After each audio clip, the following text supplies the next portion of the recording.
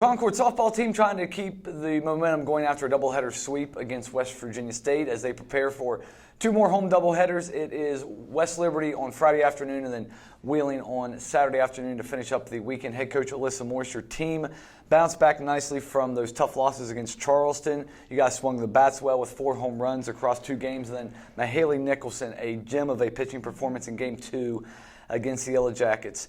I assume that's what you want every doubleheader to look like. Plenty of offense and then some really good pitching. Of course, yes, always. Now, you hit 3 of your 4 home runs in game number 1 against West Virginia State, and you needed all of those because it was an 8-5 game. And one of those home runs came from Cassidy Garvey. Had a really good weekend. What has she been doing to kind of improve her stock and get herself in the lineup and be a contributor here as we hit the stretch run of the season? She's been grinding day in and day out. She's been one of the hardest workers on the field the entire year. And I think, just her perseverance and working through some injuries that she's had throughout this season has just really helped her. And she knows what her focus needs to be when she's hitting, and I think it's just really helped her overall. Now, the top of your lineup maybe didn't have the quantity of hits they normally have. They had the quality. Courtney Raines had a home run. Lacey Lewis had a solo home run in Game 2. But the bottom part of your order, Gianna Sloan-LeBron had a home run as well. We talked about Cassidy contributing.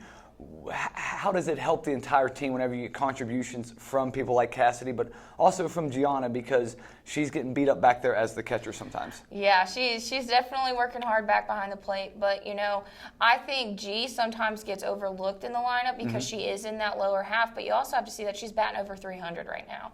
And she has the power, but she also has the short game because she is fast. She's one of our fastest runners on the team.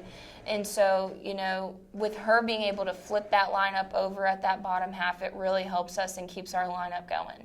Except for a couple of mistakes against Charleston, Mahaley Nicholson pitched one of her better games at Concord, only gave up 3 runs, and 2 of those came on a home run in the 7th, but then she turns around and she blanks West Virginia State, gives up a hit really early in the game, a walk about midway through the game, and that was it. How much does it help your pitching staff whenever she's contributing like that, and you hope that continues? Oh, tremendously.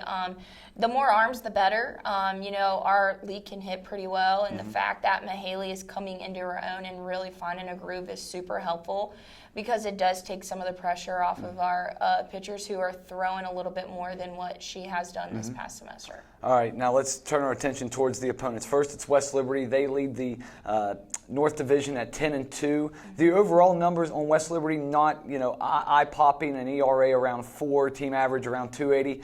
But in conference, they're hitting nearly 330 and giving up just about 2.5 runs per game. So how do you shut down this Hilltopper offense? We go in with a specific mindset, knowing what we're looking for in our at-bats and knowing these hitters pretty well and just pitching to their weaknesses, obviously, and really trying to keep them off balance. But, we do also have the home field advantage, and I think we do play pretty well at home. Yeah, and you guys have played some close games with West Liberty, whether it be on the road or at home, so you hope that last of bad plays a part in success. Now let's turn our attention towards Wheeling. The Cardinals are struggling a little bit, but they have some momentum. They've won a couple of conference games here ahead of this weekend's doubleheader. How do you approach Wheeling on the back end of this weekend? We don't let up. We approach every game the same. We want to win every inning, every play. And we don't look past any team. You can't look past any team in this league.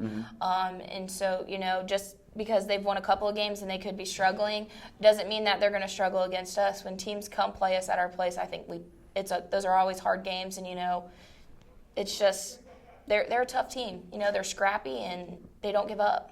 All right, this is where we start separating in the standings. Concord going to play its first MEC North Division games this weekend. It's the start of MEC North slate, except for Glenville coming up here in the midweek. So hopefully Concord can make some separation in the standings for the head coach, Alyssa Morris. Wes McKinney, we thank you for tuning in.